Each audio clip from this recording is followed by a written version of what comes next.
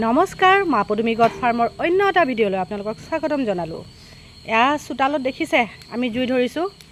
আমাৰ পছৰীয়াত ঠাণ্ডা দিন আগতীয়া ঠাণ্ডা পৰিল আৰু এয়া দিবা কৰে জুই পুৱাই আছে। নাই দে ৰাইজ, মই ধেমালি কৰিছোঁ। মই এনেও ধেমালি ধুমুলা কৰি ভাল পাওঁ। ধোৱাটো আপোনালোকে চাগে সকলোৱে দিয়ে গৰু ছাগলী যাৰ ঘৰত আছে, কিন্তু আমি ধোৱাটো অকণমান বেলেগ টাইপত দিওঁ।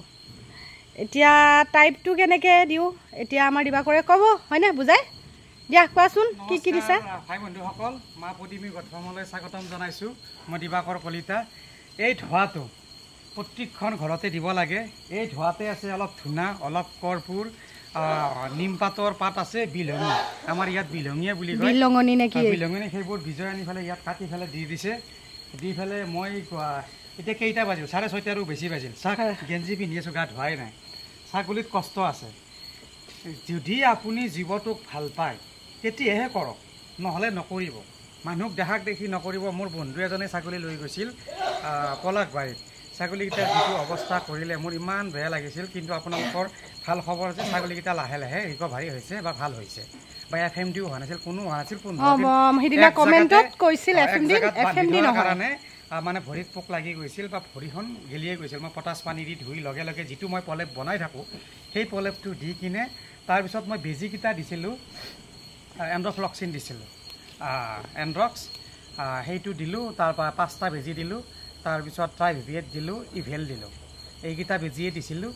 দিয়াৰ পিছত কিন্তু শুকাইছে, ভাল হৈছে আৰু 70% ভাল হৈ গৈছে। মই তাৰপিছত এভাৰমিথিন ইনজেকশ্যনো নিয়মিতকৈ একেমেল দিছিলোঁ ছাগলীকেইটা। স্কিনো ভাল হ'ল। ছাগলীকেইটা আপডেটটো দি দিলোঁ। ছাগলীকেইটা কিন্তু আৰু 15 দিন লাগিব আপোনালোকক মাজত অনালৈ দেখাৰ কাৰণে। ছাগলীকেইটা সুন্দৰ ভাল হৈছে। আৰু এতিয়া আহোঁ ধোৱা, যিটো বিষয়ে আহিছোঁ সেইটো বিষয়ে কওক। ধোৱা ইয়াত বিলঙি দিছোঁ, নিমপাত দিছোঁ, কৰ্পূৰ দিছোঁ, অলপ ধূনা দিছোঁ। দি পেলাই এই গধূলি এই গৰমতো মই ধূনা দিয়ে চব লগতে ভিডিঅ' কৰি কৰি মোকো গৰম লগাইছে। কি সুন্দৰ কৰি শুই আছে চাওক, একফালৰ পৰা শুই আছে, চব ধোঁৱা পাইছে।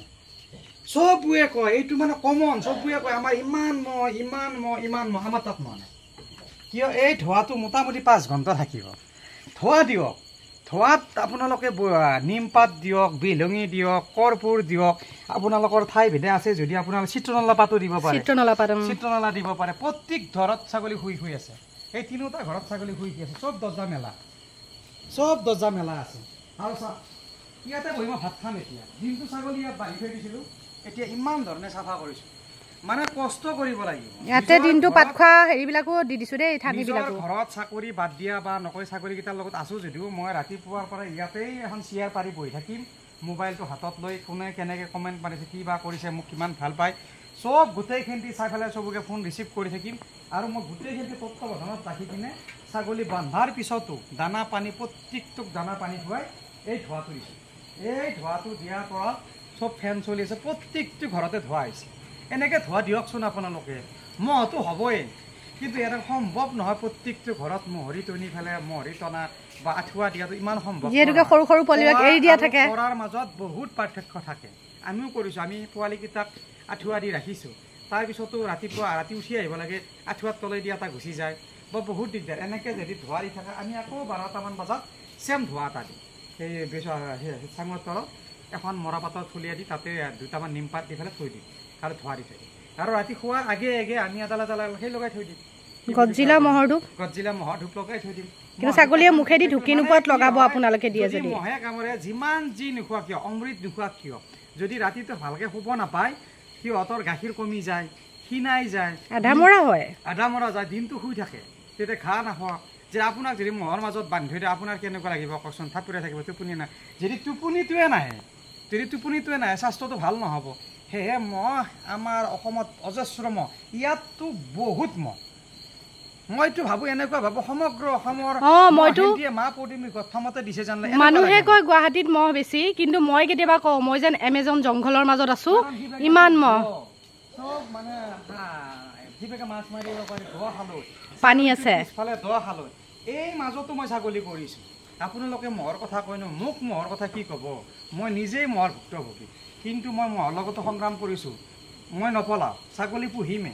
কিন্তু কেনেকে কৰিব লাগে সেইটো চাইছোঁ ৰাতি 3টা বজাত উঠি পেলাইও মই কচুৱা জ্বলোৱাৰ ৰেকৰ্ড আছে কিন্তু এতিয়া এটা মন নাই এই 3 ঘণ্টা টাইম কিন্তু এটা মন নাপায় আপোনালোকে এনেকুৱা পৰ্যায় কৰি ৰাখিছোঁ এই ধোঁৱাটোৱে কিন্তু বহুত কাম কৰিছে মোৰ ঘৰতো এটা মন নাপায় আপ চাওকচোন আমাৰ গৰুকেইটা কিমান ধুনীয়া হৈছে মই গৰু খেতি নকবা গৰু নোপোহোঁ কিন্তু আমাৰ এইটো গোটেই ফেমিলি আমাৰ এইটো এয়াও 3টা জেনেৰেশ্যন একেলগে হয় না আমাৰ গৰুৰ 3টা জেনেৰেশ্যন সব আমাৰ নাম কিন্তু এয়া হ'ল পাহাৰী এজনী পাহাৰী এই দাতাই নাই এই বোলে গাভিনী এই গাভিনী আৰু এয়া চেহাৰাটো চোৱাচোন ভালকে দেখাই দিয়া আপোনালোকে যদি কিবা আমাৰ লোকেল গৰু লখিমী গৰু আৰু কিবা কৰিব লাগে যদি ক'ব আমাৰ যিটো ছাগলীৰ দানা ৰৈ যায় সেইখিনিয়ে দিয়া যায় আৰু সিহঁতৰ স্কিন ইমান টেক্সচাৰ ইমান ভাল আহিছে স্কিনৰ ইনজেকশ্যন দিওঁ কিন্তু মই মানে চিকৰা যাবৰ কাৰণে এটাও চিকৰা নাই ইহঁতৰ গাত ইনজেকশ্যন দিওঁ আৰু তাৰ যে